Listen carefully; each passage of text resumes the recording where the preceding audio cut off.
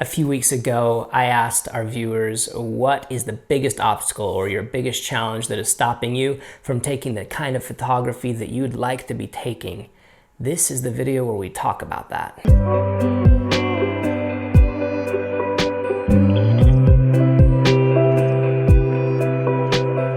So guys, as you can probably guess, the number one response to that question, what is stopping you from creating the photography that you'd like to be taking, the number one answer is time, and that's not a huge surprise. Now, I don't have a way to create more time myself. I don't know anyone who does. That would be really cool, but it doesn't exist. We only get 24 hours, guys. That's all we have, and we're not gonna ever get more of it. But as a person with no time, I really don't have time. We've got 5 kids. I have a full-time job. We have 2 equivalent of part-time jobs. One's a design conference and the other is this photography stuff we do. What else? I mean, we try to be active in our church. We have visitors where we live. Our friends and family come and visit us almost every single weekend. And by all rights, we have no time for this or for anything creative. But that doesn't stop me. And I think I have some suggestions after having done this for a few years, trying to fuel my creativity and create the kind of photography that I really like creating. Here's the first idea I want to run by you. I don't think that the problem really is about time. Time is not the real issue here. The real issue here is focus. I think what happens is that we say, what I really want to be is a landscape photographer, or what I really want to be doing is fashion photography. And we think that if we're not taking photos at golden hour, and we're unable to do that, we're not able to go to these epic landscape spots, that it's really, that's it, right? We get this all or nothing attitude, which keeps us from even starting. And instead we turn to YouTube videos or Instagram to vicariously experience what we just don't have time to experience in real life. And while I am very happy that you are watching this YouTube video, I do have some suggestions about a different way to look at your time. Early in our marriage, my wife and I had a church leader who challenged us to carve out an hour each week to do what he called our hour of power. The goal here was to set aside some time to rejuvenate ourselves at a spiritual level. But the concept stuck with me, and I think it applies outside of that realm. We need to give ourselves this hour of power where we can focus on nothing else but our relationship with the world that surrounds us, and to use our camera as a medium to connect with it. This can be not only therapeutic, but it can help us to get into a creative rhythm. So what I end up doing when I make these videos, almost every video, is I just take whatever I have. If it's a half hour here, if it's an hour there, I use that as my creative constraint. I say, this is what I have, this is what I've got, and I'm gonna dedicate it towards a project, a focus, an idea. Because I have that focus, I can take little chunks of my time here and there and start building up both the photography and the videography such that that video can come about. And if I only waited until I had those big chunks of time, it would just never happen. Over the last 4 days, I was able to do that. 3 out of the 4, I was able to take roughly an hour, give or take, to have an hour of power, if you will, where I could just go out and be creative. Now, in none of these situations was there ideal lighting. It was actually the worst lighting conditions you can imagine, and not even like a very pretty location. So I'm gonna show you the results of each day's hour of power with the hopes that it might inspire others who, like me, don't have full-time hours to dedicate towards photography. Roll film. All right, dropping off my daughter to dance. I have 1 hour.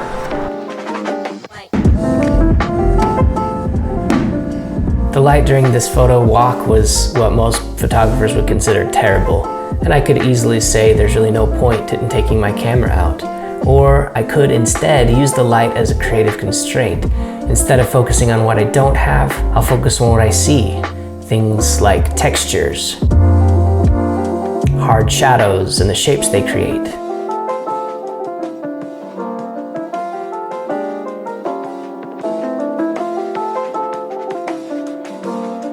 I'll look for symmetry and variation. I'll I'll look for balance and contrast. Or, yes, even the obvious shots.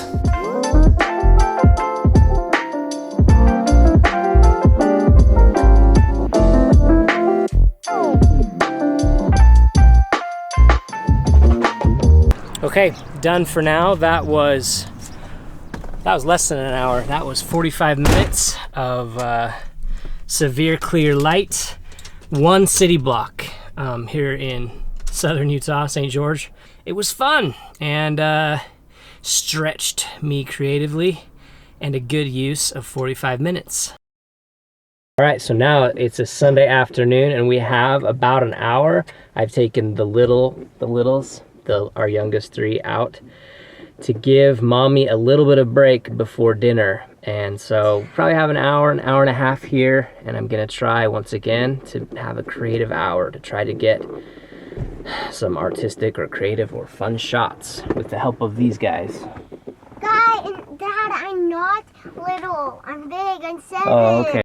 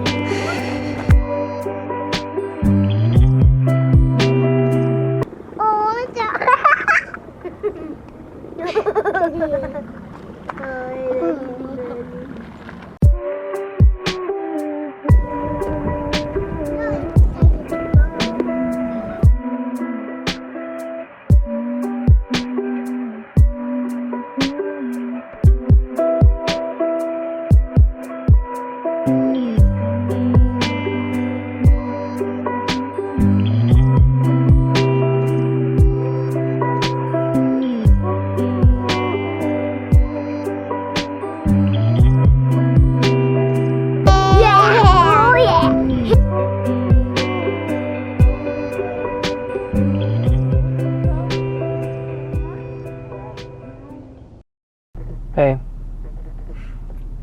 what you doing?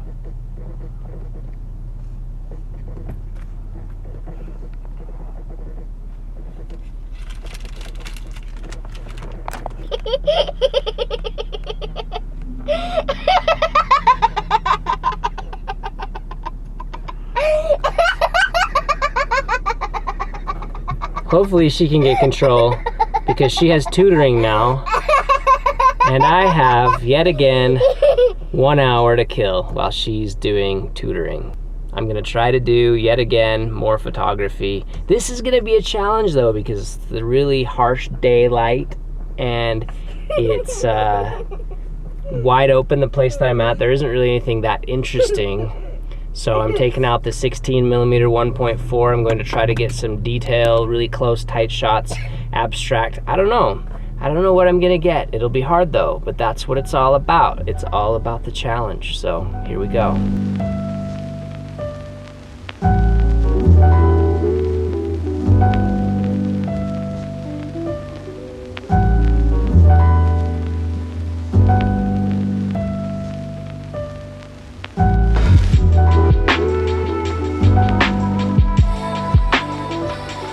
I have 2 more tips for shooting in lousy conditions and in boring locations. The first is you need a variable ND filter. This is perhaps more important than your body and lens choice. This is what allows me to isolate subjects with pleasing bokeh even when the light is doing its absolute worst.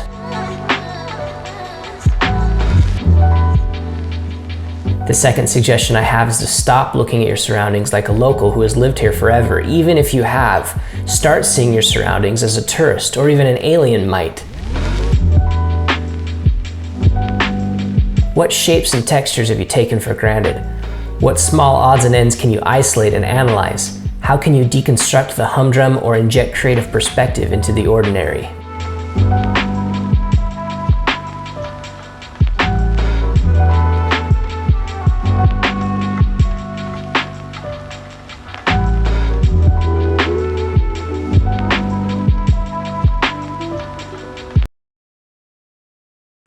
All right, look guys, the photography that I got from those experiences, it's not gonna win any awards. And every once in a while, I'll get comments from people that are like, wait, you went out there, you did this video, and these are the photos you got, these suck. And I don't disagree with those comments. Like, I understand that these photos aren't going to win awards. They're not necessarily gonna be in my portfolio, and they're certainly not going to make me rich. But I am pretty proud of them still because of the creative strengths I was under, given the worst lighting situations, given that I didn't have much time, given that I was trying to do video at the same time. That's a lot of pressure, but it's also a lot of focus, and the results I'm really happy with. I really was just thrilled that I was even able to get one, let alone maybe a few photos that I actually like. I'm proud of. They're not epic, but they're pleasing, and they were fun to get. And they were actually a means to an end anyway. And that end, more than anything, is that it creates hyper awareness and creative rhythm. That means that everywhere I go, I'm hyper aware of my surroundings. When I'm seeing everything around me with this hyper focus, this hyper awareness, looking at light, shadow, color, contrast, composition, symmetry, rhythm, variation, all of those very important compositional techniques and concepts, it's not enough just to know those things. It's about being obsessed with them and having that be where your mind goes when you don't have anything else to think about. And doing that every day, even when you don't think you have anything to photograph, is one of the most powerful ways to expand your ability to see the world that way. But even bigger, even more important, when that moment finally does arrive, where I am in that fashion shoot, where I am at that epic location with that amazing landscape and the perfect lighting situation, when that moment happens on the street that I'll never get back, that will never happen again, I am ready. And I have put in the work and the effort such that I'm not gonna miss that shot. I'm gonna get it, and that will further expand my opportunity. My ability to be that kind of photographer will increase. While yes, none of these suggestions will immediately give you the type of photographs that you want to have, I'm not magically giving you more time in the day to get those. What it will do is that it will slowly push your circle of influence and your ability to get to a point where you're ready for that and where that can happen in your life. I really think it will. So I may be wrong, but I don't think I am. Either way, I hope you enjoyed the video. Remember, kindness before cameras. Talk to you again really soon.